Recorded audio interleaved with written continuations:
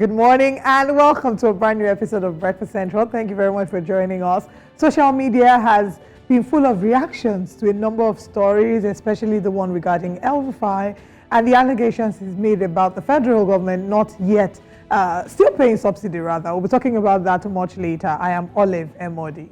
And I'm Osarogie, Ogbonmwan. Thank you very much for joining us Tuesday morning here on Breakfast Central. We have the next 2 hours, as always, to bring you the biggest stories happening here in Nigeria. And of course, remember, you could be a part of the conversation once the phone lines are active. You know, join us, share your thoughts with us, and of course, maybe also share live feed from your location in any part of the country that you might be watching us from.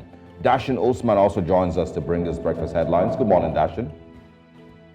Hey, how are you doing? Did you sleep I am well? fantastic this morning. I slept a lot better than I did on Sunday night. And so, yes, my electricity is also better now. Band A, congratulations. It's Your not band band A A. is not abandoned It's not anymore. band A, because it did go off a couple of times at night, but... Well, it's the national grid, which is one of the things we were talking about. The national grid has, you know, it's been very interesting to see what's going on with the national grid. In fact, if you were to describe it with one word, I would have said sensational, but I'd rather say sensational. Well, it definitely is not sensational, but then it keeps collapsing over and over and over again. You know, just recently, the tariff was increased for Band A, and we actually got threats saying that every other band, you know, should expect an increase as well. You know, there's been no stable light for like 3 days, I think, and that was even before the grid collapsed. So what happened prior to that? I mean, so it just makes it very hard to put it all together, you know, that the government is saying that tariffs are going to be increased for Band A and then other bands are going to follow, like you said, 225, you know, which is the new rate. And yet we cannot assure Nigerians that the power will be steady. So even when you're talking about 20 hours, you know, of electricity for Band A, the national grid, of course, has its own plans. It is, you know, it has its own issues. It collapses every now and then. Yesterday we had our guest join us in the studio, and he spoke a little bit about the infrastructure, power infrastructure, that no matter how much we try to, you know, increase generation and increase distribution, the infrastructure itself cannot even handle beyond what we're currently dealing with. And that's why the grid always collapses. So the work that needs to be done, it is beyond just promises. You know, it's beyond, you know, these deadlines and these statements that are being made. And you cannot continue to charge Nigerians more for electricity if you can't even assure us that we'll go 3-6 months straight without the grid collapsing. Meanwhile, good news in our brothers and sisters in South Africa have been celebrating uninterrupted power supply because there's a new ESCOM head. So whilst we're here struggling with our national grid, they are figuring it out there, even though... But they have their own issues as well, you know. I was going to... Yeah, but to be honest, their load shedding was a lot more dependable than Nigeria's power grid situation, because you know what times the light is coming on. There was a structure to it. You can look on the app. I saw the way it was structured. There's a time the light comes on, the time light goes out. So you can plan your life within you know, the time that you'd have power. Although some people are saying that all of that is an attempt for the ANC to look good before the next elections. And that after the elections, they will enter stage 16, stage 16 load shedding. Yeah, we don't mind, you know, if you have to do whatever it takes to look good, you know, as long as citizens get to benefit. You know, somehow, some way, if you can maintain it, then maintain it. But, you know, the Nigerian government also has a lot, you know, to do. There's so much that needs to be fixed. If we hope, you know, that the next couple of years would be seemingly bearable for Nigerians. When you say there's so much to fix, and I think about it, because I've thought about it, when I want to say, oh, the top 3 things we need to fix, it's almost like everything right now is a priority. Insecurity is an issue. Power is an issue. Cost of living is an issue. You know, we're looking at the fuel situation. Oh, by the way, do you realize that there was a measure of fuel scarcity in Lagos yesterday? No, it's been on for like about 2 weeks. Do you, I don't know if you actually saw the news of the minimum wage committee, you know, presenting a 600,000 naira minimum wage for Nigerian workers. Yes, I did see that. We in fact spoke about it yesterday on the show, and our guest was of the view that it's not a practical or a realistic ask. And typically when we look at what poverty or living below the poverty line would look like, is living below $2 a day. So when calculations were done at a little over $2 a day, he made suggestions bordering around 90,000 naira. He said that would be a more realistic and attainable figure to look at. But I know there's going to be that dance between the NLC and the federal government for a few more weeks, maybe months, until they reach a deadline as to what exactly the minimum wage will be. Yeah, regardless of what it is, we need to go. The minimum wage figures, we always also remember that, it will lead to some level of inflation. The private sector cannot at this point afford 90,000 naira minimum wage, and that's the reality of things. 90,000, of course, is just from our guests, by the way. It's not from the NLC. NLC is actually 600,000. There's no company in the whole private sector in Nigeria today that can afford 600,000 naira minimum wage. So let's just know that that's not going to happen. But it's going to be difficult to, get people to pay 90,000 naira, seeing the current economic realities and how businesses, a lot of them are shutting down. A lot of them are really just on a, really, really thin edge, almost not surviving. It's going to be tough. And one thing that will help these businesses to thrive somehow, some way, is steady electricity. So once again, can we stop our national grid from collapsing? Can we have the most basic things put in place to ensure that we do not have other, national grid collapses this year? It's collapsed seven times already this year. Yeah, we'll just wait and see, how Abia State does this, and hopefully other governors would actually, take up from that, or learn a lesson or two from that. We need to learn CPR when the grid collapses so we can administer CPR. All right, we'll see you around, Dashin. Let's hear what our top stories are this morning. El-Rufai alleges Nigeria still pays fuel subsidy. These are very strong allegations that have garnered mixed reactions on social media. And also, the Kano State APC invalidates move to suspend the chairman of the party, Ganduje. And away from that, we're looking at Nigeria's inflation rate, which of course rises to 33.2% in March 2024, according to the Bureau of Statistics. The FCT minister gives security agents 100 motorcycles. And we head to social media to look at what Nigerians are saying. These are our discussions this morning on Breakfast Central. Now let's bring you breakfast headlines.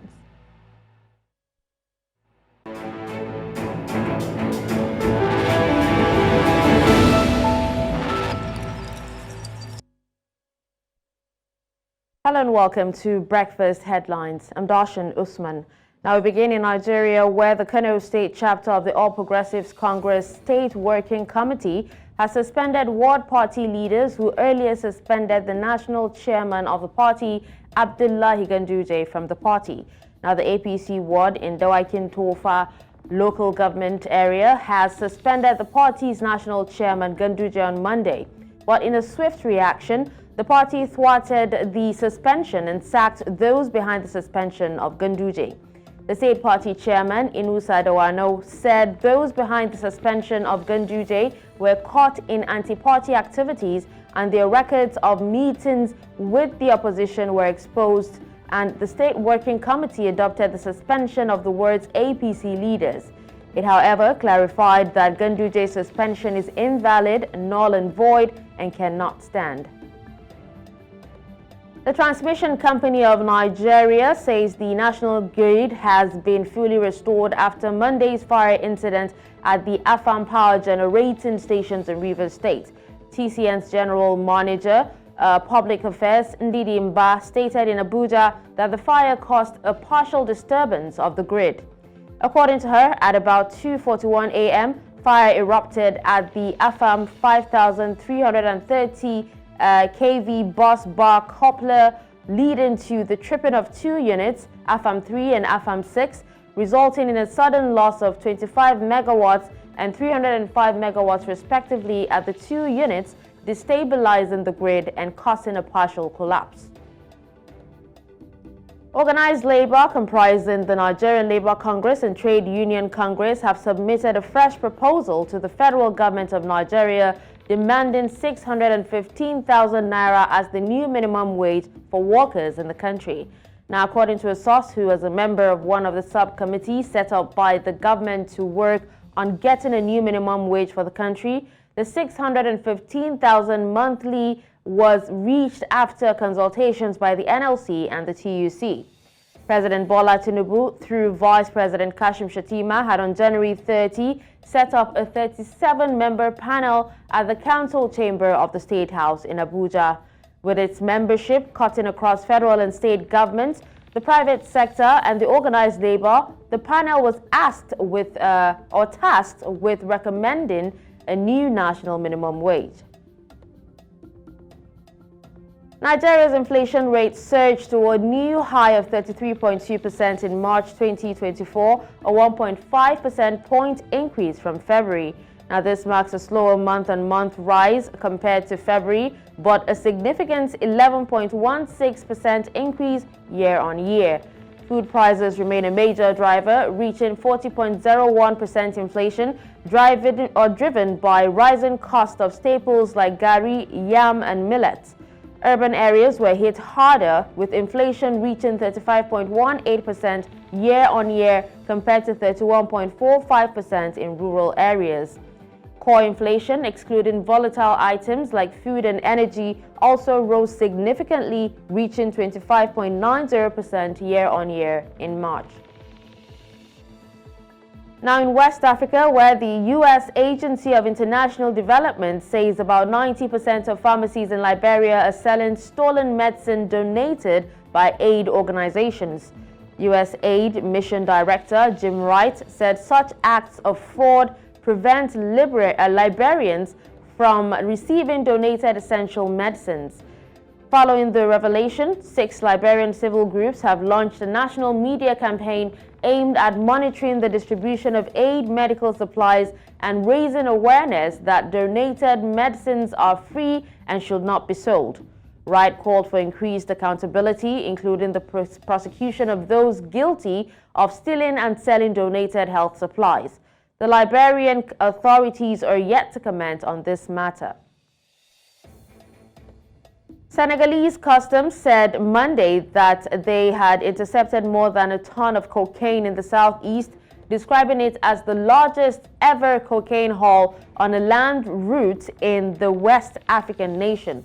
The Directorate General of Customs said that 1,137 kilograms of cocaine were seized on Sunday in the town of Kirawa, valuing the shipment at more than 90 billion francs. That is like $146 million. The cocaine was concealed in packets and placed in bags carefully hidden in the double bottom of a refrigerated lorry coming from an unnamed country bordering Senegal. Senegal borders Guinea, the Gambia, Guinea-Bissau, Mauritania, and Mali, countries known to be transit zones for drugs produced in Latin America on their way to Europe. Now, in East Africa, 6 people were killed and several injured amidst fighting between Sudan's army and paramilitary rapid support forces in El Fasher in Darfur, 1 year to the day since the war in Sudan began. The Sudan Doctors Union said that the El Fasher hospital had reported 6 deaths and 61 injuries following clashes between the army and the RSF. El Fasher in North Darfur State, that's the last state capital not under RSF control in the vast region, had been a site of comparative stability and a key humanitarian refuge before violence broke out there too on Sunday. Now, fighting broke out on April 15 last year between Sudan's regular army, headed by the country's de facto leader, Abdel Fattah al-Burhan, and the RSF paramilitaries of his former deputy and ally, Mohammed Hamdan Daglo. And that's it on Breakfast Headlines. Now it's back to Osarogie and Olive. Thank you very much. As always, interesting stories. We definitely will continue to expand on the national grid issues with, Nigeria's electricity. And, just once again to remind everyone, I did say this yesterday that the Chibok girl story, I was saying it yesterday that it seems to be a forgotten story. And we're only talking about it yesterday because, well, it's the anniversary. As of today, I don't expect that a lot of it would come up in the newspapers. I don't expect that there will be more pressure on the Nigerian government to rescue those who have been abandoned or left behind. I don't expect that there will be more pressure on the Borno State government. We'll take a look at the newspapers this morning and see if I'm right or wrong. But those are my expectations. Like I said, Nigerians seem to have moved on. Oh. All right. Anyway. Dashan, thank you very much for being with us. Thank you so much, Olive. Thank you so much for bringing us there. And have a wonderful show, by the way. Thank you, you too. All right, still here on Breakfast Central, we're going to be looking at some of our big stories. And just to mention that we'd like you to contribute on social media as we do put out these topics. At News Central TV is the handle, and when we open the phone lines, get ready to call. We'll be right back after this break. Welcome once again. Now, after the inauguration pronouncement that led to an increase in fuel price instantly across the country, the President Bola Ahmed Tinubu administration has stated categorically that subsidy on petroleum products have stopped.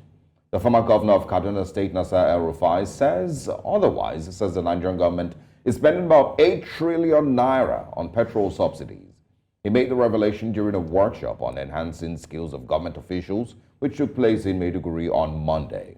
News Central's Umaru Kirawa completes the report. Skills of government officials being enhanced in policy implementation and productive human resources management in Borno State. Leadership and public policy, navigating challenges and lessons is the topic which participants listening to garner more experience. Local solutions to local problems is what the lead paper presenter is advocating for. People are not happy with the federal government. People want their destiny in their hands. People want more power devolved to the states and to the local governments so that they can solve their local problems. People want state police. I think it was Borno State that started civilian jet here, and that was the first time that a handle on solving the security problems began to emerge. Only a local person knows who is the local criminal. He spoke on one of the burning issues in Nigeria, removal of subsidy from petrol. It is important to always have policies and to debate them, and if they are wrong, you reverse. For instance, as you announced withdrawal of fuel subsidy on 29th of May. Well, believe it or not, fuel subsidy is back. Because we are spending more on subsidy now, about 8 trillion, than before 29th of May, because we realize that you cannot withdraw fuel subsidy if your exchange rate is not stable. You'll just have hyperinflation, so they have to reverse. So no policy is cast in stone. It's not written in the Quran. If you start implementing and there are problems, modify it, drop it, reverse it. Leadership deficit, according to Nasir El-Rufai, is what needs to be improved upon to address some of the major headache the country is experiencing. Several speakers during the workshop shared their thoughts on the concept of leadership. We are going to get a bumper harness from wealth of his experience and ultimately get value for our efforts. Most of these policies are not understood by the public, but you being part of it will explain to your colleagues in the settlements. The visit by Nasir El-Rufai to Borno State will be discussed more in political cycles in coming days, as some loud whispers suggest this may be the beginning of the race for the next elections in 3 years' time. In Maiduguri for News Central, Umaru Kirawa. Well, it's not coming to Nigerians, as a surprise. I think a lot of people, analysts, economic analysts, and of course, petroleum industry analysts, have already mentioned, that there's a high likelihood that the Nigerian government is still paying subsidy. What we're just not sure of is what the figures are. And of course, if, how much longer it will continue, even if the government says that subsidy payment has stopped, but it's just not realistic. If you look at what, like I've said before, what the landing cost of petrol should be, what Nigerians are currently paying for petrol, what the dollar exchange rate is, those things, just don't add up, and people have said that if we were truly not paying subsidy, we should be paying, way more than 630, 640 naira that we're currently paying for a liter of petrol. So, El-Rufai is not saying anything new, is not saying anything shocking. What makes this news really is, once again, bringing back the reality that we truly might be paying subsidy, even if the Nigerian government has not opened up or owned up, the fact that we are paying subsidy. And of course, raises questions as to how much we might be paying a subsidy. Exactly. If it is part of the 2024 budget or not. Where's the money coming from? These major questions. If he's talking about trillions of naira, there has to be questions raised and questions asked and questions answered. I think, it will be difficult to ignore, the fact that, this is Nasir El-Rufai, who's a member of the APC, who, of course, was meant to be one of the current president's ministers, but, of course, his ministerial nomination was rejected or was turned down, at the last minute. That's what a lot of people are focusing on, and saying, El-Rufai is, he has joined the whalers, as they have popularly said. But I don't think that's what's important here. I think what's important is that people ask the Nigerian government to be honest with them, about what we're currently paying for subsidy. If we're paying subsidy, how much we're paying subsidy, and where the money is coming from. Our oil sector generally is one that is very opaque. We can't exactly say how much they're making. I mean, we've talked about this countless times. We don't know exactly how much comes into the nation's coffers. You're looking at how much we're exporting, how much we're importing, how much we're making. There's so many questions that are, it feels like it's shrouded in secrecy. They act like it's open, but it's not. So like you said, yes, the Nigerian government needs to answer questions. If you're no longer paying subsidy, give us a breakdown exactly of how much fuel currently, how much you're making, how much Nigerians are losing or paying. Just something to give us an explanation, because right now, the majority of the reactions, which we're going to take later, that we're seeing are people are saying, oh, if they're still paying subsidy, how come they're paying more subsidy now than they did before? What is the explanation for it? And I worry that this might be just one of those things that they will just allow to Nigerians to make noise. There'll be a lot of sentiment about it for a few days at the very best, maybe a week, and after a while, we move on to the next trending story. Nigerians deserve an explanation. We deserve an explanation. Yeah, I mean, but that really should be, I believe is the duty of the National Assembly to question, the executive as to what Nigeria is, what subsidy might be costing Nigeria. Because again, if we analyze what the petrol landing cost is, with regards to current exchange rate for the dollar, even when it was as high as 1,700, 1,800 naira to a dollar, it just wasn't adding up that Nigerians, we're paying 600 naira per liter, of petrol. It just wasn't adding up. And so those are the things that, the Nigerian government needs to say, okay, this is what is really going on. And if we're paying subsidy, how much is it costing the country every year? As of 2015, I think subsidy was sometime around 300, 400 billion. It continued to rise. 2017, 2018, it was something around 700, 800 billion. 2020, 2021, it got into trillions, and now, it's clearly in the trillions of naira every year. The country cannot afford it, obviously, but can Nigerians afford if it is truly taking off, like the president said? It also will be interesting to find out, beyond the subsidy policy, how exactly Nasir El-Rufai feels about the current administration. Because yes, people are now saying he's supposed to be an APC strongman, and all of a sudden he's now like speaking up against the party's policies. If you recall, during the elections, he was of course team APC. He even thanked Governor Nyesom Wike in Rivers State. There was a video of him thanking him and thanking the people of Rivers for voting quality and voting the Osarogie-led administration. So it'll be interesting to find out how he thinks the administration has fared so far, and what the next steps are in that regard. But yes, we'll continue to follow up with that story, and when we discuss later today on News Central, when we get back to what Nigerians are saying, we'll be taking some of your tweets regarding that story.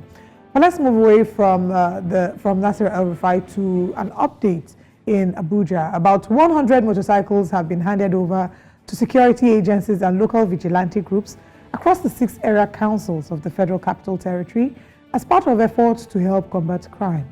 The Minister of the FCT, Nyesom Wike, says that the bikes will help security agencies, especially in hard-to-reach communities, and warned them against using them for commercial activities. He promised to continue support with needed logistics and assured that operational vehicles will soon be made available. In the rural areas, the vigilantes will use them in the 6 area councils, and then the police, the SSS, and the civil defense will also want to do with theirs. Well, let me caution, particularly to the security agencies. I don't want to hear stories tomorrow that the motorcycles are nowhere to be found again. I don't want to hear such stories. Because sometimes when you give out vehicles, before you know it, the vehicles are no longer there. Please utilize these motorcycles to fight crime in the areas you have identified. The area councils, ordinarily, the chairman of the area councils ought to handle this, but this is our support to them in their various area councils, make sure that these motorcycles are given out to the vigilantes. And we're going to provide logistics for this, for those who are going to use these motorcycles. We are going to provide logistics for them. We have promised the residents of Abuja. There you have it. The FCT Minister, former River State Governor Nyesom Wike, in that news report, of course, giving out 100 motorcycles to security agents in the Federal Capital Territory, which at some point was starting to become, a new haven for kidnappers. It became an issue of national concern at some point, the number of kidnappings that were going on in the FCT, amongst other crimes. And so I'm guessing, this is something to celebrate, or not celebrate, but at least applaud. Yeah. 100 motorcycles. I believe that they can do more. While it might be criticized, and people can say that Nigerians can do a whole lot better with regards security, provide better equipment, better infrastructure, better, police vehicles and all of that. I feel, it's still, no matter how as small as it is, it can still be applauded. There's a lot of logistics that is required for security. In every part of the world, including the United States, in Europe, police have motorcycles.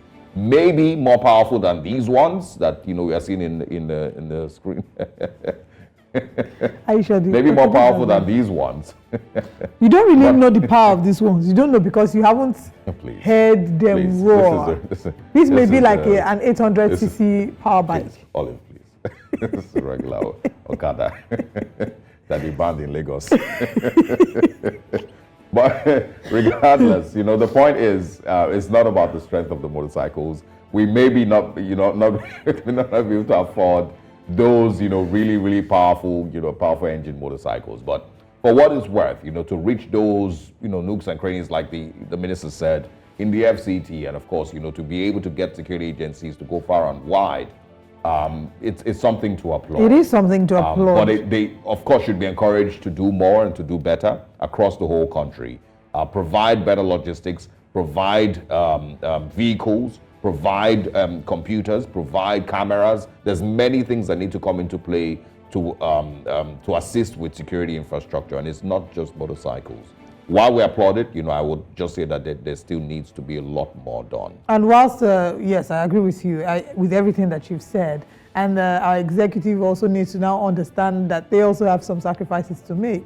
Maybe they should let go of their exorbitant allowances for their cars so that we can afford to be able to buy more motorbikes, or even cars, or take cheaper cars, or take Nigerian-made cars. It doesn't have to be, that expensive. I agree, and I hope that, they can fuel the motorcycles. Yeah, that's why at least he has said that they would cover the logistics of the motorcycles. So we don't want to hear tomorrow that when you go to complain, they will now say, bring mobilization fee, 5,000. Exactly. We don't want to hear that. All right, we'll move away from there to another story. It was a display of internal drama yesterday as the All Progressives Congress APC in Dawakin Tofa local government area of Kaduna State suspended the party's national chairman, Dr. Abdullahi Umar Ganduje, from the party due to serious allegations leveled against him.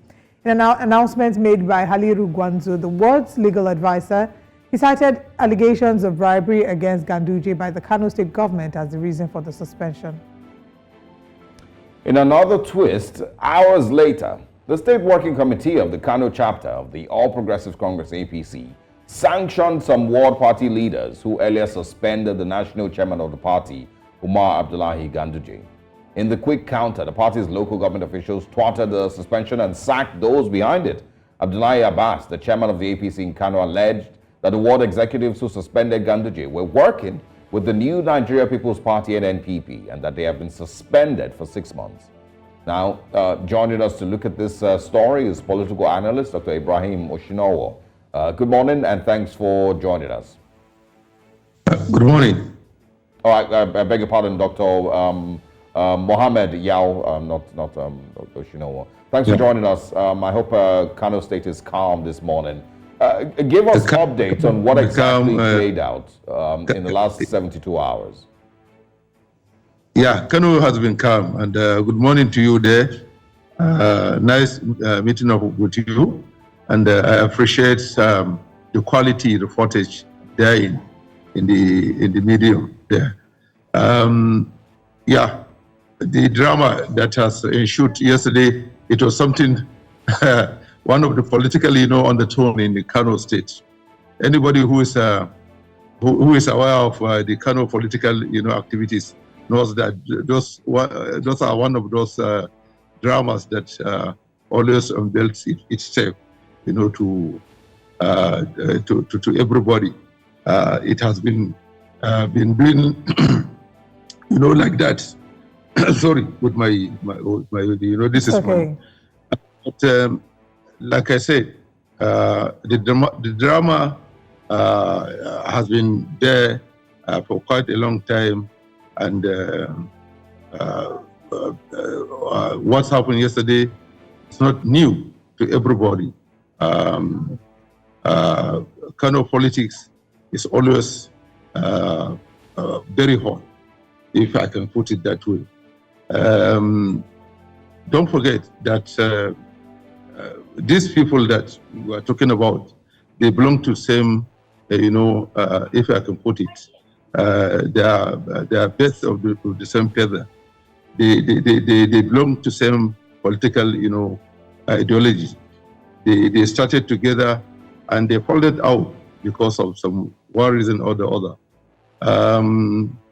And of course, it has been like that. Even when Konkoso came in as governor back in 1999, he made sure that all those that have helped him, they were moved away from the party. That was PDP then. And I'm talking about late Rimi, Abubakar Rimi, and the rest of them, Musa Godebe, all of them, the political juggernaut of Kano State. Mr.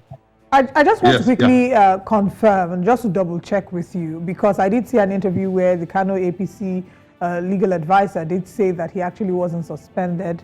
So just to clarify and put it out there, what exactly was, I know you've said that this is political drama.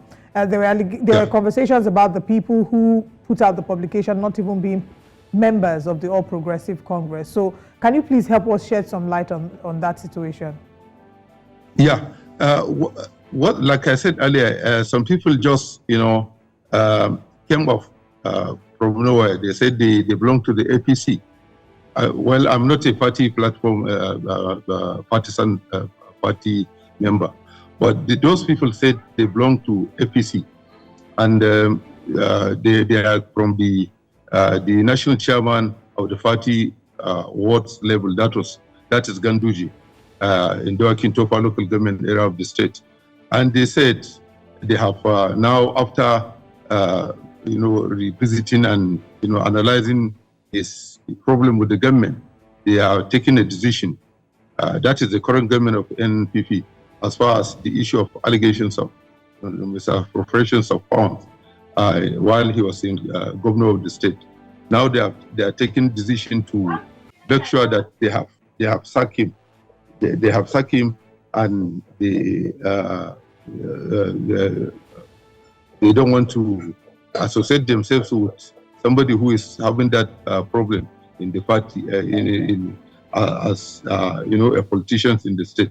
So, and of course, they want to do away with him. But shortly after that, the state party chairman, that is Abdullah Abbas, came up with another tune. That those people who sack him, they are also being considered as persona non grata, if I can put it that way, and that they don't belong to the party, and drastic measures are taken. Before evening, some people, 27 of them, they came off and said they are the actual, leaders of the party in that ward, that is Gandujo wards of Doan College local government, and that the person whom he said was Gonjo, who spoke, for the party, that they have taken decision to sack Abdullah Umar Ganduji, national chairman of the party, is being impersonated. And the real, Halil Gonjo came out and say, I'm Halil Gonjo. Somebody impersonated me, and I had never once, sat anywhere to so take any decision. Does this give credibility or credence to the narrative that these are maybe sponsored by the NNPP? This is what the state party is saying. That is Abdullah Abbas and his ESCO, that those people are being sponsored by allegedly by ANPP, and that they are, they are like I said, they are impersonators, they are persona non gratas. They are not known to anybody in the in Ganduje or in the state or anywhere. They are not known, and in fact, because of the impersonation allegation, the party said it's taking legal action against those people, so that they will be able to make sure that they legally deal with the issue at hand. Because whether you like it or not, this is a very serious issue. When you sack a national chairman of the party from his wards, it goes a long way to tell that all is not well with him, and of course anybody that is associated with him. So I think what the party did, they were quick to do some alignment and adjustment, so that the integrity of the national chairman of the party will still be intact as far as national politics is concerned. And of course, integrity. The integrity, conversation, might be a little shaky, because of course we all are aware of his history, since he was governor of the state, and the controversy with dollars, in Babariga back then. So that integrity conversation is different. But I want to talk, about the governor of Kano State, Abba Yusuf, and his stance with all of this. Has he made any statements? Is he aware of these actions? Is there, any conversation surrounding him in all of this? No. But I understand that the NPP has just issued a statement. I don't know whether it is national, that they have welcomed those people position of sacking the national chairman of the party, and that it is long overdue because of the allegations of misappropriations of state fund, treasury, and the issue of the allegations of the dollar, although that is altogether a legal matter, which we should not be discussed, because of the contemptuous issues indeed. So, but I understand that the NPP, not the state government, the NPP, I cannot ascertain whether it is national or it is state. They have made a statement that they are they back, they support what the ward people did as far as the national chairman. Although, like I said, the state has now described them as an impersonators, and of course, some people, like I said, 27 of them came out to say that they are the real elected, duly elected officials of the party in the ward level, and that at no time, at no point, they have discussed anything to do with, a national state or anything to do with APC as far as the suspension is concerned. So, but as far as the governor and his cabinet members, I don't think they have issued any statement. Don't forget that this is politics. One has to be very, very careful before he indulges into matters that does not concern him. I'm glad that you've mentioned that this is politics. Is there any sense of truth to the perspective that the ex-governor of Kano State shares, which is that the current administration is, I don't know what better word to use, but maybe witch hunting him, and that this feels a bit personal? Is there any sense of logic, or is there sense to that argument? You see, all this matter began when the state governor, I'm talking of Abba Kabir Yusuf, His Excellency, establish two powerful panel of inquiries to look at what had happened as far as the issue of political infights and that result to killings and maiming of people, and of course missing of persons. And the second one talking about issues of misappropriation, allegations of misappropriations of government funds by the Ganduje administrations, and of course the issue of dollar in concern. Although, like I said, there was a case in the Federal High Court which has settled that issue, or it has taken care of that issue. But the governor went ahead to create this two powerful panel of inquiry to look at those issues. Suddenly, after the Ganduje site came up with a quick response to that all those issues raised, and of course the panel of inquiry is targeted at Ganduje integrity, and of course is targeted at Ganduje personality.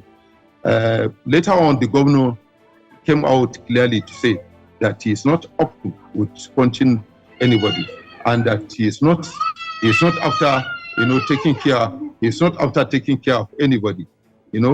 What he's doing is just to clear ground that Kano should be clear out of any controversy, whether be it financially, be it politically, missing persons, killings, and all that. So he wants to set a new agenda for Kano State, devoid of any controversy. That is why he created the panel of inquiry to clear all those issues that people are talking about. But of course, whether you like it or not, the Ganduje aspect view that as nothing but taunting, his personality, and of course targeting him, to make sure that they reduce his, political prowess and of course political influence in the nation. That is the fact that to the Ganduje, they see it as political chanting, but to the governor, he make emphasis that he's not after anybody, he is not targeting anybody.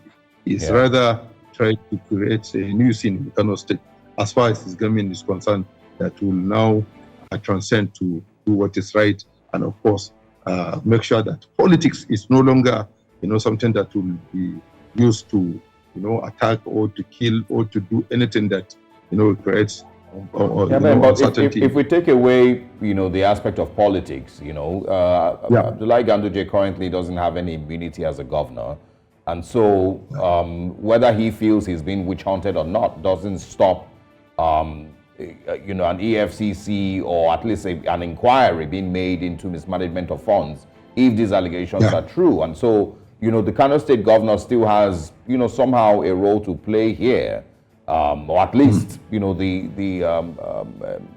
government in Kano State has a role to play here to investigate this mismanagement of funds. So do you think that case has any standing at all? The allegations that billions of naira were mismanaged by Abdullahi Ganduje, that he was getting kickbacks from contractors and some of all these things. Is there any, you may not be able to say if there's truth to it, but can those cases continue regardless of what he feels? Yeah, like I said earlier, this issue is being taken care in the Federal High Court. When the issue came up, Ganduje, legal team were in Federal High Court, and the Federal High Court position, that is the judgment delivered late 2 weeks or so. The position of the court was that the state cannot investigate matters that has to do with, allegations of mismanagement of funds or all that, and that this issue is centrally a national issue, and it is only bodies like EFCC and the rest of it will investigate. That is the position of the court, and that because earlier on it was the state anti-corruption agency, that is the Kano State Public Complaint and Anti-Corruption Commission, headed by Barrister Magaji Rimingaru,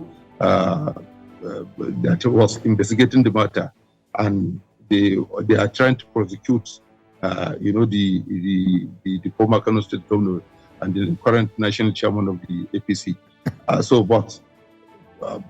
Be it as it is, the Ganduje aspect, the Ganduje side went to court, to the Federal High Court, and they got their case that the state have powers to get that matter, and only the EFCC will investigate such magnitude of allegations, and of course that EFCC should do the needful.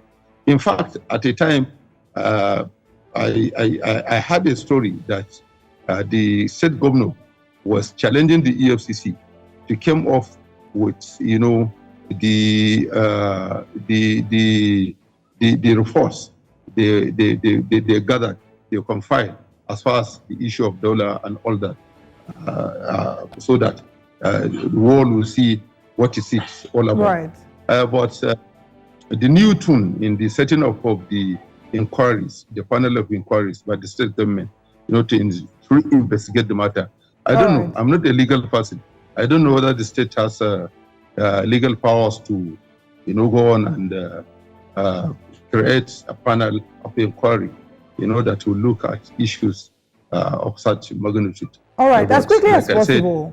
As quickly as possible, because we have to wrap up the conversation. We have reports that he'll be arraigned in court tomorrow, the 17th. Residents, a number of residents have said that they're afraid and they're worried about the outcome and that there might be some level of violence. Is this a valid fear? Yeah, it's a valid fear. Kano, you are aware of the Kano, political, sagacity, and of course the temperament, Kano politics. Although it has lied down for almost several years, we don't hear the usual burning and of course maiming attacks and all that used to be associated with Kano. But the fear is so valid.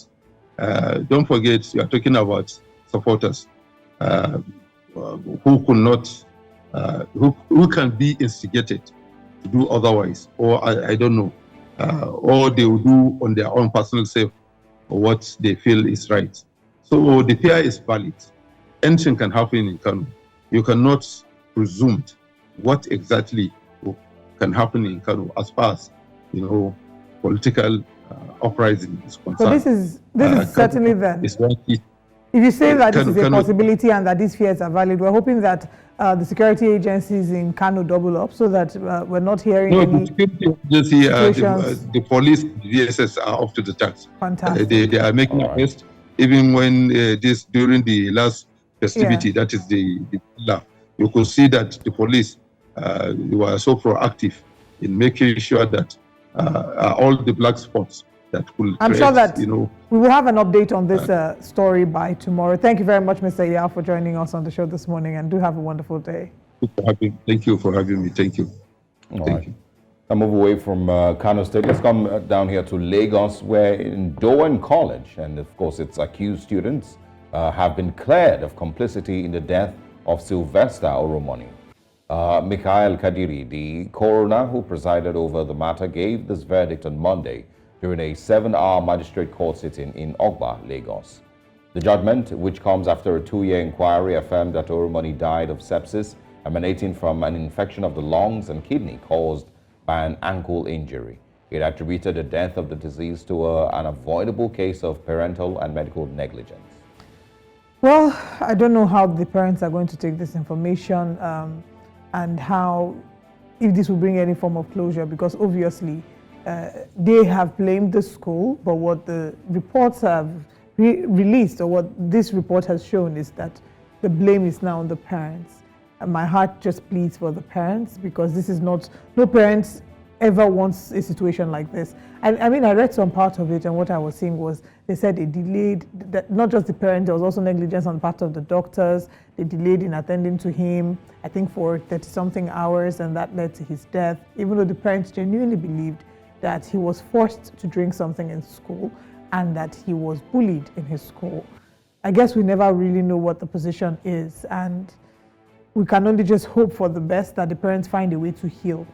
Yeah. But I don't know that this is a pain they will ever get over. Oh no, no parent ever, recovers from this. It's a pain that would last a lifetime. I mean, we can't argue anymore. This is the coroner's report. I'm guessing that they would also put out a statement, but our hearts and thoughts and our prayers go out to them, and we hope that they're able to somehow, some way, find comfort in this time. It must be really, really tough. I think he was 11 or 13 years old when he passed. This investigation has also gone on for too long. One would expect that it would be, 4 months, 6 months, max 1 year, and we wrap it up. But it has taken so long, back and forth, and this is where we eventually ended up. So, is there any parts of all of this, that the school, maybe also was negligent? Those are questions that maybe also need to be asked or to be answered. If the parents are solely to blame, along with the medical professional, for failing to diagnose and failing to address, what the injuries that he suffered, leg injuries that suffered, according to the coroner's report, then and the large liver. Yeah, I mean, it's I really don't know what to say about the story. I feel bad for them. I feel bad for his parents. That's all I feel: pain and hurt for his parents.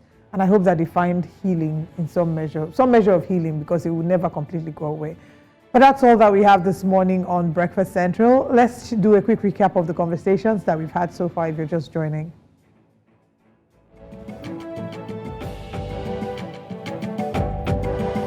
It's fuel subsidy, even more now than what was being paid before. We also went to Kano, where APC invalidates move to suspend Kanduje. He'll be appearing in court tomorrow. I'll be bringing you more updates.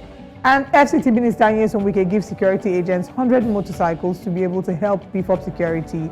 That's what we've discussed so far. But let's share what's coming up next on Breakfast Central. Coming up next, Nigeria's inflation rate rises to 33.2% in March. And also we'll be sharing with you what are the major stories making headlines across the newspapers this Tuesday morning. Also, what Nigerians are saying.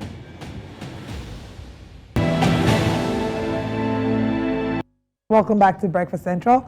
We'll go through the front pages of the newspapers, and this is where we open the phone line. So please, if you'd like to react to any of the stories that we're talking about or share your thoughts, the numbers to call will be on your TV screens. This morning, joining us to analyze the stories is one of our favorites. He is the publisher of the Nation newspaper. I'm talking about Ikechukwu Amechi. Good morning. It's good to have you. Good morning. Always my pleasure. How are you feeling with this national grid situation and all the drama happening in Nigeria? Let's get into the papers, and I'm sure that you can then share your thoughts on some of these stories. Our first paper for today, let's see what the front pages on the first paper is saying. And Daily Trust newspaper is it. 4 ex-governors, 21 other senators sponsor no bill in 10 months. They should wake up, says analysts. And you can see the breakdown of ex-governors' bills in Senate. A very interesting breakdown. Ex-governors have sponsored bills. We can see here Oji Uzokalu, APC Abia North, Danjuma Goje, Benga Daniel, Hassan Dankwambo, Abubakar Bello, Ali Wakamko, Wamako rather, Godswill Akpabio. Godswill, great job. Aminu Tambuwal and Adamu Aliero. These are the ex-governors that have sponsored bills. And ex-governors yet to sponsor bills. Of course, you can see Adams Oshomole, Abdulaziz Yari, Seriake Dixon, and Simon Lalong. I'll come back to ask our guest if any of these ones come as a surprise. APC fingers Kano government in Kanduje's suspension. We have nothing to do with it, says the government. National Secretariat, MUM. Southwest governors move against Yoruba Nation agitators. We started talking about the story yesterday. Fuel subsidy back. Federal government paying more, says El-Rufai. These are the stories on the front page of the Daily Trust. I'm wondering which one. I think we should start with the 4 ex-governors and 21 other senators sponsor no bill in 10 months. Is there any of the ex-governors that you are surprised to see that they haven't sponsored any bills? So from the 4 that we can see here. And what do you say about the other senators who have not sponsored any bill in 10 months? They're on sabbatical. Well, is it? I think the question should be more, am I surprised that Some people will be in the Senate for 10 months without sponsoring any bill. The question is no. And why do I say no? Some of these so-called lawmakers don't actually know why they are there in the National Assembly. It is, and it's not only in the National Assembly. If you go also across the 36 state houses of assembly, there are people there who are there only for the money that they make and not for national service. There are people who have spent 4 years without raising any motion, without sponsoring any bill, and you ask yourself, why did you go? What are they doing there? There, in the first place. So that is the nature of the democracy that we claim to be practicing. People are in need for the money they can make and not for the service they can deliver for common good. So am I surprised? No. Why are they not doing that? They are in a better position to answer. Is it that they don't see anything that they could talk about or things they could deal with? But I am also surprised that somebody like Oshiomhole, but again, Oshiomhole is busy playing politics in Edo State rather than doing the job for which he was elected into the National Assembly. If our democracy were to be people-driven, then the people ought to, next time around, throw out those who did not do well. But you find that because the votes of the people do not matter in who governs you, the next election, even those who did not sponsor any bill in the National Assembly in 4 years, we win with a bigger margin, and that's the crisis that we have on our hands, all in the name of democracy. Until the people begin to decide who governs them, then we'll continue to have this anomaly.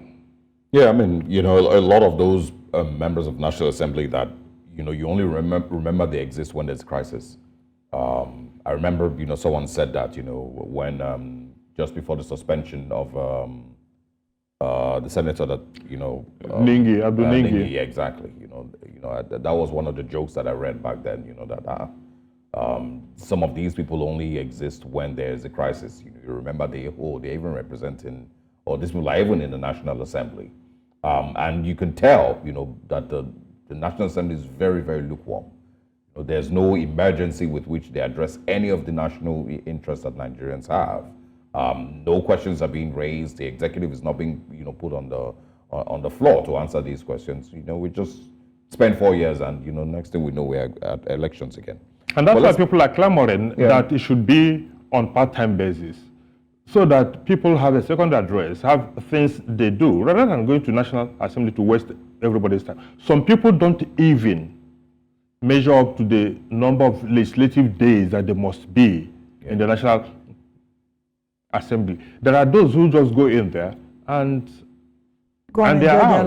And of course, you know, there's those who remain there for 24 years. I remember Umaru, before his, you know, unfortunate incident in the UK. He had been there for what, 16 or almost 20 years, National Assembly. Ahmad Lawal, former Senate President, had been there for, you know, almost 2 decades or more. So I'm not. A number of them have seen it as a retirement plan. You know, just stay there for as long as possible. Let's look at other stories. Also on the Daily Trust this morning, one thing that we spoke about yesterday was the Yoruba Nation agitators. I'm sure you want to talk about that. Southwest governors move against Yoruba Nation agitators. You know, as they attempted to storm the Oyo State Government House and take over the Oyo State Government House, as alleged, with their charms and their weapons.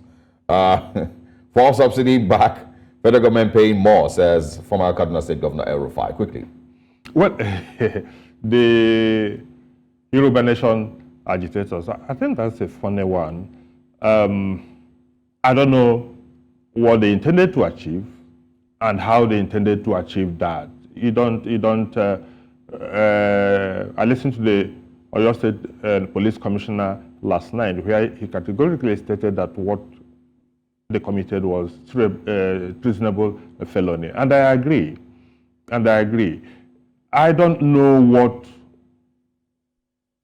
the intention was and how you think you can overthrow the government, as it were, by simply taking over the Oyo State House of Assembly, which of course they didn't even succeed in taking. But beyond that, I think it still goes back to what we've been saying. There are these agitations everywhere. The Nnamdi Kanus are agitating in the southeast. Yeah. The Sunday Igbohos, and unfortunately, he has distanced himself. Even Professor Banji Akintoye has distanced himself from what not transpired. But there is a fundamental disconnect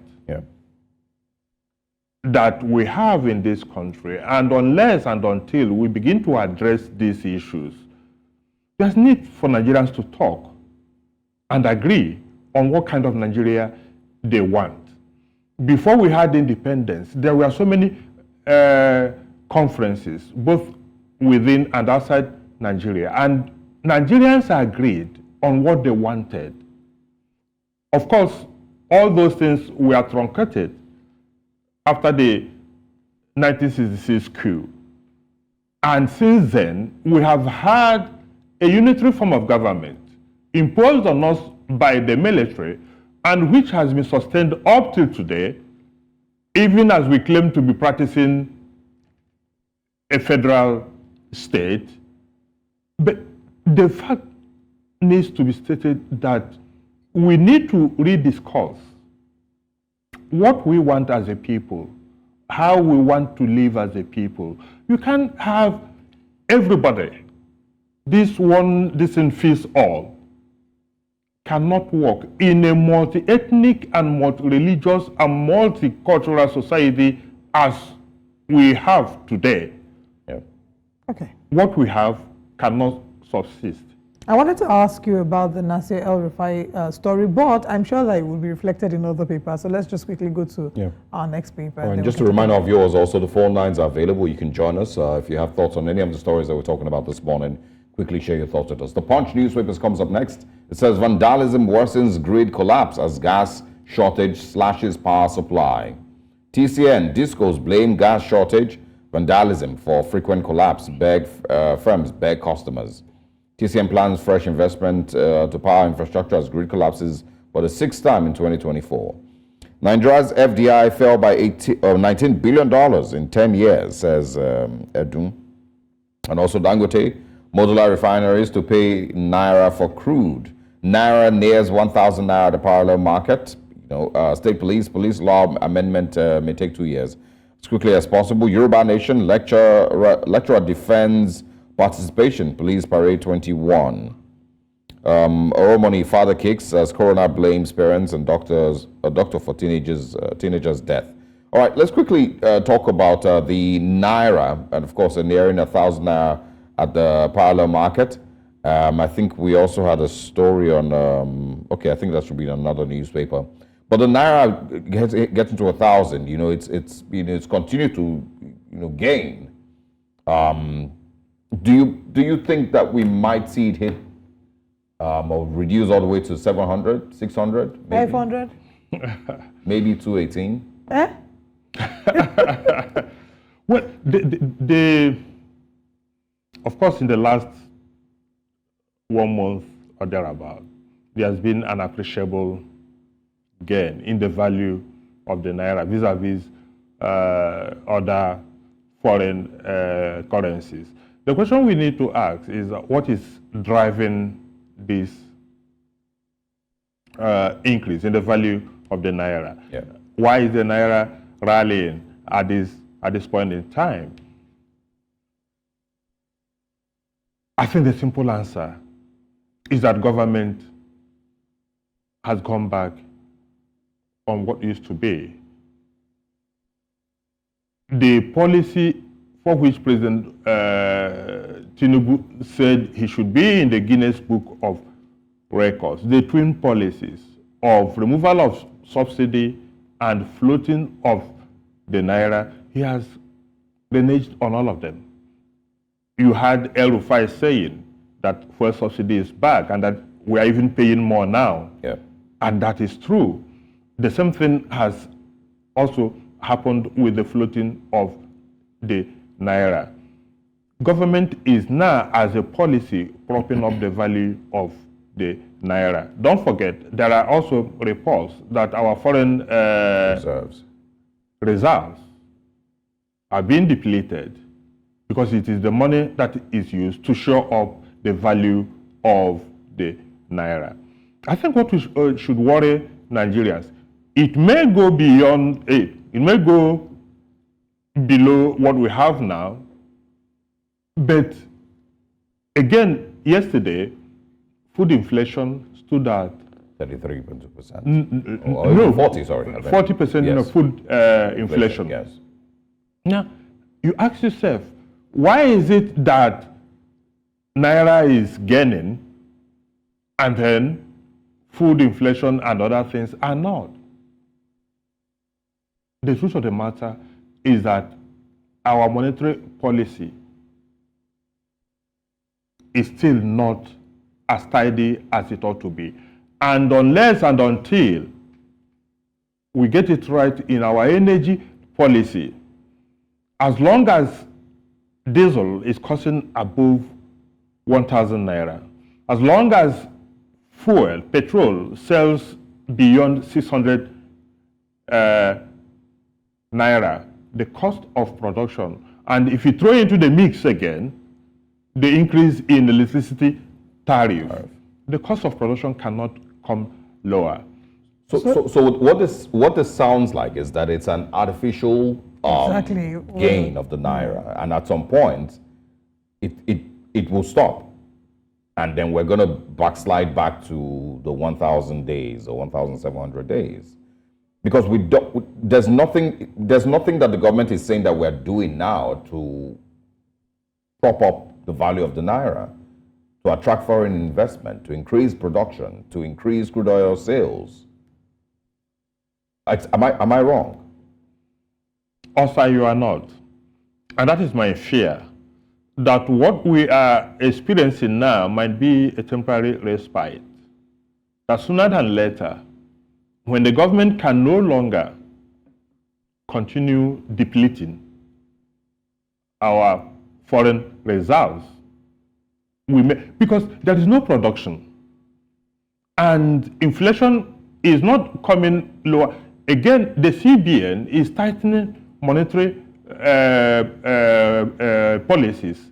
Interest rate, if you go to business people who are doing the businesses, they are borrowing money at over 30%. So, Yeah. And when interest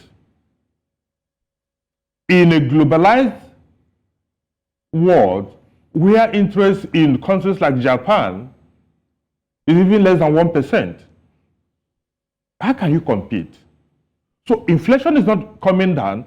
Even what the CBN says it is doing is not working. And as long as inflation is not coming down, we will continue to have these issues out there. There is nothing out there now that you can empirically say this is what is driving down the cost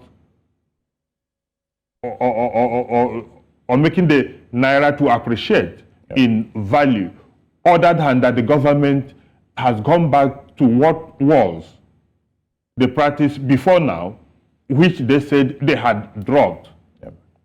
Naira is now, the CBN is now giving dollar to BDCs, whether it is every week, I don't know. At a reduced rate. $10,000 and telling them, fixing the price at which it will be sold.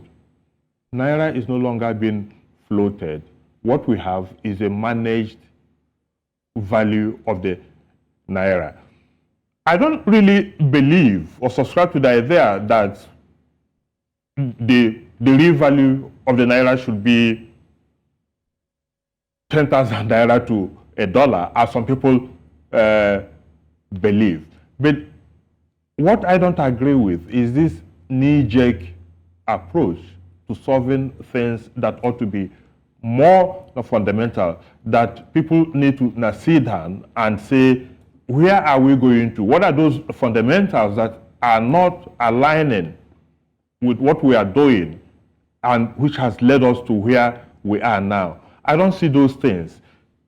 What is going on now, if you ask me, I would say it is cosmetic. I don't see how it is sustainable in the long run. Right. So to answer your question, I am afraid we could get back to a position where tomorrow the naira, rather than coming to less than 1,000 naira.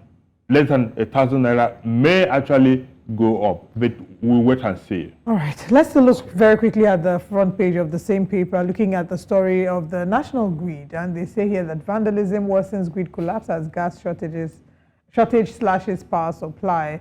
So we're seeing a lot of back and forth. TCN, Discos blame gas shortage and vandalism. And I mean, these are grid problems. What are your thoughts on them? Like, are we ever going to get to the point where we won't be seeing a third grid collapse already in the... It's been 6 already in 2024. Yeah. You know, some say 7. You know, but like I said earlier, you know, the government promised 20 hours of electricity to people on Band A, made them to now start paying 225 naira per kilowatt. And yet, you know, we can't even assure Nigerians that the grid won't collapse every 3 days or every, you know, couple of weeks, you know. So we're going to bring that up in this Nigeria. I think it's one of the stories that is also there, yeah. I believe so. I hope it is there. But this Nigerian newspaper, which comes up next, it says drama as Ganduje Kano APC. I think that should be on your screen in a few seconds. Drama over Ganduje as Kano APC ward suspends him. SWC nullifies action. Ex-Kano governor and wife orders to appear in court tomorrow over bribery allegations. NDLEA secures conviction of 9,034 drug offenders, arrest 51,000 in 3 years. Inflation rate jumps 33.2% in March, says NBS. And of course, the Doan College story once again. Faluna kicks as coroner's ruling blames parents for Sylvester Roman's death. So quickly speak about the national grid and the government's promises to Nigerians while not being able to maintain the infrastructure that would guarantee that those promises. And then also the drama in Kano State. Well, let's start from because this issue of the national grid, I think it has become so monotonous and very shameful that we can't continue going back and forth every day. The implication is that with the grid that collapsed yesterday, of course, there are always excuses. Oh, it is vandalism. Oh, it is this. The truth of the matter is that government has not been able to deliver on its energy promises. It is as simple as that. And it's not looking like it will. And it's not looking like it will, because what it thinks is the solution, which is ramping up the cost, it's not the solution. You just increased the electricity tariff from 65 naira or this thing to 225, almost 300% increase. Those you said are in Band A, you need to ask them, how many of them are getting light? Where I live, all through yesterday, we didn't have light. Yeah. And I'm supposed to be in a place, if not in Band A, should be in Band B. So it is not working. And what the Minister of Power, Adelabu, is profiling as a solution to the crisis, it's not the solution. If you like, increase the tariff to 500 naira per kilowatt. It will not solve the problem. There has not been any new investment that I know of since the power sector was privatized. people are still delivering on the 4,000 or even less.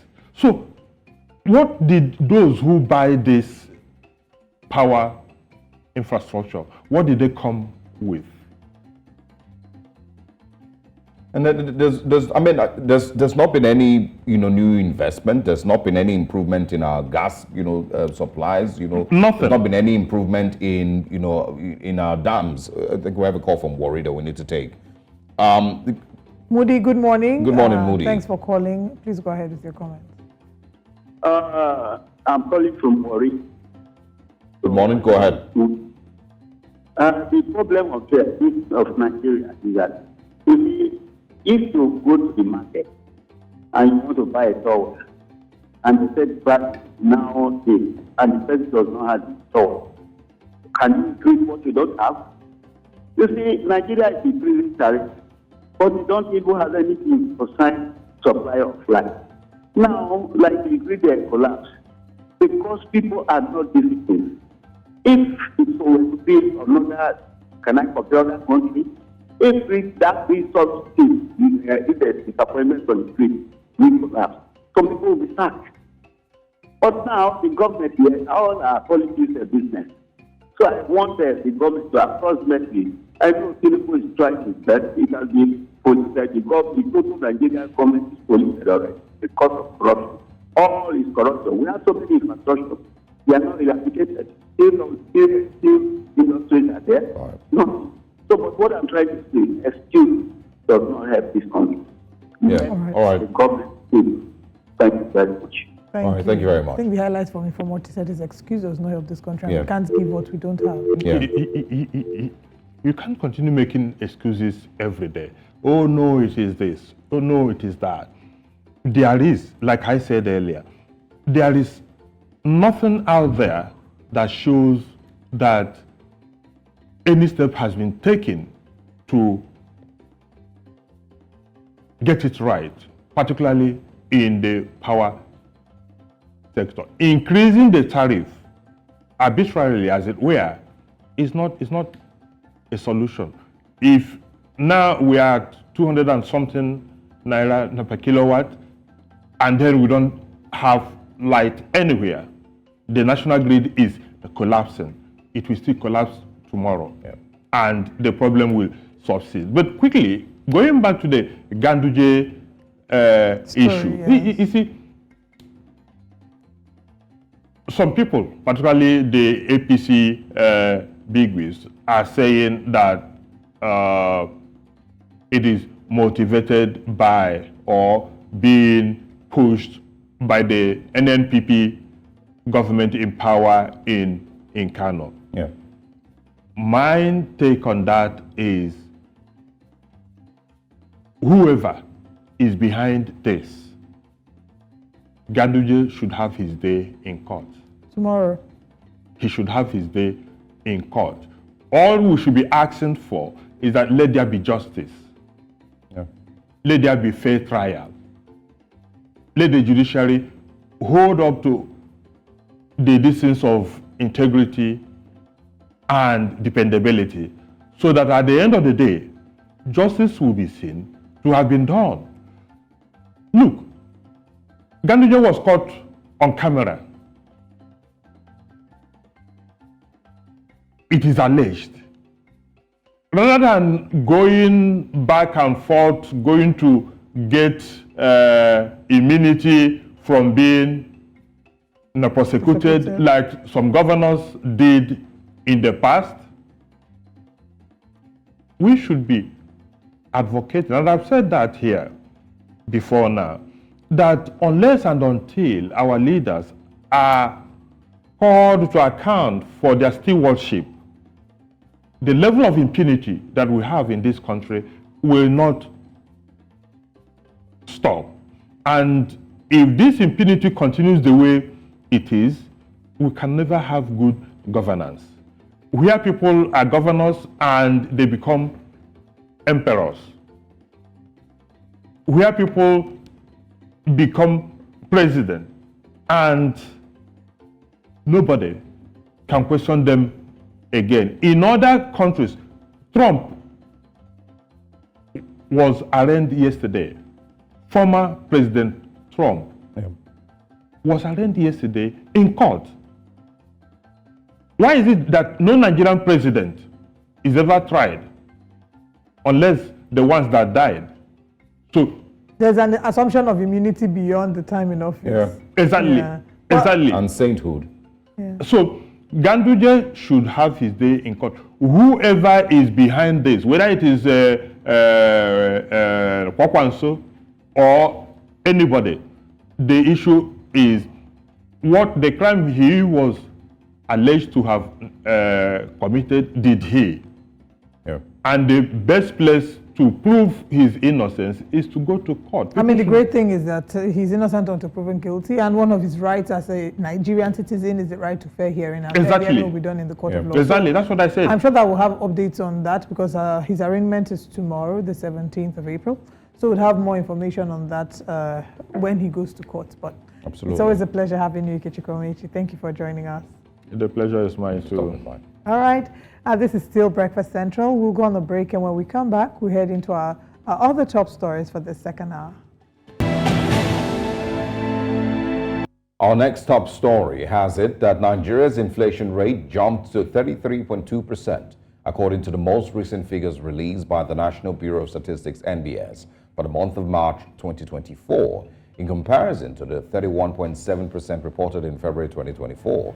This indicates a 1.5% gain. In March 2024, the rate of inflation increased more slowly than it did in February 2024 by 1.80%. The cost of electricity and housing, together with increase in food and drink, contributed to March's inflation. The headline inflation rate rose from 22.04% in March 2023 to 11.16% on a yearly basis. In addition, the headline inflation rate for March 2024 was 3.02%, down 0.10% from 3.12% in February 2024. Joining us to discuss this is our economic analyst, Segun Shokwiton. Good morning. Thank you very much for joining us. In layman terms, there are a lot of numbers that have been going on. In layman terms, what exactly is the state of Nigeria's economy? Crisis. If you're just looking for one word, we're in a crisis. We're in an economic crisis, in a situation where inflation is threatening to spiral out of control. That's one. Where growth is reducing. That's two. So if you look at the GDP numbers for 2023, growth has reduced over the last 3 years. That's two. Where exchange rate is volatile. Fortunately, we're seeing some improvement in that regard. That's three. And then interest rates are, again, I think the word would also be volatile. So right now, the Nigerian economy is in a state of flux. There's a lot of movement happening in all directions. So it's a crisis. And you can see the fact that we're handling a crisis and managing a crisis in the policy actions from government. There's so many things going on at the same time. You're increasing interest rates, you're looking at raising some taxes, and all of that. So there's so much going on. The CBN in particular has thrown out a flurry of guidelines and circulars in the last 2 months. And that tells you that they're really, really grasping and looking for answers. So in layman terms, things are looking very rough. And I don't think any Nigerian, the average Nigerian on the street, needs to be told this anyway. They can feel it in their lives. The most recent intervention from government is also a part of, the factors leading to this crisis that I talk about, where we have increased tariffs. Now, very interestingly, we say it's for Band A people, and the NERC and the DISCO say they represent just about 15% of the consuming public. I may beg to differ, because from my own personal experiences, the tariff bands are not determined, and this is very important for Nigerians to understand. They're not determined by your economic, demographic and economic grouping, where you belong. They're determined by feeder pillars, which supply power to communities. So what the NLC/DISCOs have done is to categorize whole swaths of geographical location as upper income locations, and they're supplying power to those places at 225 naira per kilowatt hour. Now, in those places, you have a representation of all demographic groupings in those places, in probably in equal proportion, if not a bit skewed. In fact, what am I saying? It's not in equal proportion. Even in those so-called high-income communities, the population of poor people there far outweigh the population of the middle class and the upper income Nigerians.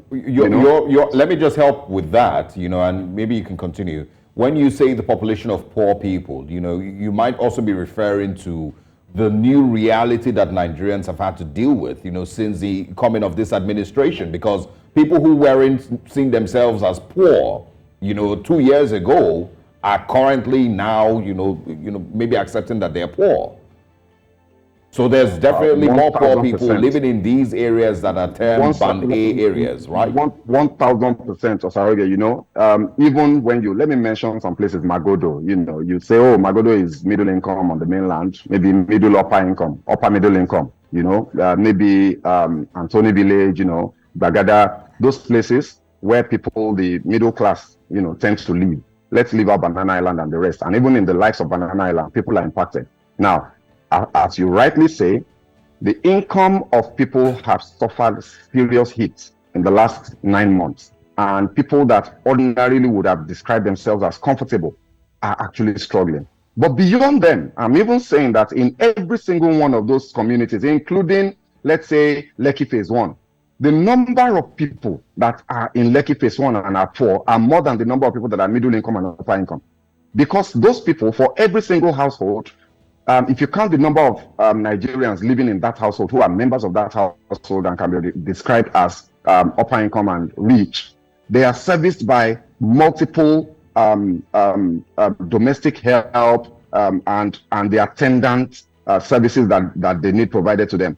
And those people live in those communities as well. There are shanties in every single one of these communities, including Banana Island. Yeah. So when we now talk about Band A, what we find is that what we're actually doing is that we're pushing the inflation numbers higher again by a significant quantum, because the number of people that are affected by this policy, unlike what the government is trying to describe, will be significant. So I went on a drive, in my neighborhood around Ogba here, and I went on the street to buy something. The woman that is selling, this is just a small shop, she's on Band A. And I noticed because all her lights were off. So I asked her, Madam, is there no light? And she says, oh, there's light, but I can't put it on because when I bought 1,000 naira, these people buy 1,000, 2,000 naira worth of credit, per transaction. That when she bought 1,000 naira, she had only 4 units. So what is 4 units going to do for her? So she had to turn everything off and all of that. And this person is somebody that is a petty trader. And we're saying that Band A is, is for. So anyway, so the point I was just trying to make is that the issue of inflation, the issue of economic crisis is being compounded by some of these policy pronouncements that clearly have not been carefully considered in terms of the impact it will have on the general economic climate. So we really need to do something about this. And of course, I can relate entirely, because, 10,000 naira, 20,000 naira, that used to be the average amount of money that will be spent by a very, middle income person before would probably get them, 200 units, on the average, 150, 160 units. But now is, 10,000 naira is only going to get you 40 units. So, you have to then double or even triple the amount of money you spend on electricity every month without having an increase in income, and that's the reality. So I want, that you share with us, there's a bit of confusion with the gain in the naira, while we're seeing an increase in inflation. So Nigerians are, seemingly celebrating that the naira is now about 1,000 naira. Maybe it would, get to 900 naira at some point, maybe not. But at the same time, we're talking about inflation. Is this, a fake celebration that we're having? Do you expect that in the next couple of weeks or maybe months, Nigerians will be hit with the reality of what really is going on. Yes, I think it's not necessarily fake. The appreciation of the naira is it's a good thing, and I think from the signals that I've seen so far that it will be sustained, and we will get to below 1,000 naira. I think that's the objective of the CBN. Now, the thing is that when they do get to below 1,000 naira, let's say, for example, 900 or let's say 800 naira to the dollar, official and parallel rates, the measures that need to be in place to ensure that we don't get a reversal and a quick reversal at that. How are those things going? What's happening with foreign portfolio investments? What's happening with foreign direct investments? What's happening with diaspora remittances? Because these are the three sources of supply and liquidity to the markets in the short term, before we then start talking about our export capacity and all of that. So if the CBN is gaining ground with those three sources of liquidity, then we will see this sustained, and that's a good thing. Now, what about the impact on inflation? I think that, first of all, there are two things at play. One is that there's a lagging effect. It will take some time for the pass-through effect of these gains that we're seeing in the value of the naira to transform into impact on, touchable things that we can touch and feel on the streets. In terms of prices, of time, it will take a few months. In interest of time, Yes. because we've really run out of time for the conversation, how much time do we need to wait to see this being translated into impact in the economy? I think the two measures, the money supply issue, which the CBN is tackling aggressively with MPR rates, and the revaluation of the naira, you should begin to see a reduction in inflation rates in the next 3 to 4 months. So we're talking maybe June, July, August. By then, we should start seeing inflation rates slow down. The prices may not come down, but the rate of increase will reduce. Maybe we'll find ourselves at the current price ranges for the foreseeable, near-term future before we can then begin to see reduction in prices if these policies are sustained. So I think a couple of months we should begin to see, but expect inflation rate to still go higher over the next two months or so. Yes, you will still see it go higher. I'm sorry, that's like the reality, because it takes time. It takes time for these things to walk through. All right.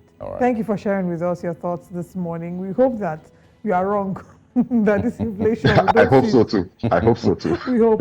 Thank you, Robert. Thanks for stopping by. See you again. All right. Well, these and of course many other stories have come up on social media in the last couple of days, and so we're picking one of these stories and sharing with you next what Nigerians are saying.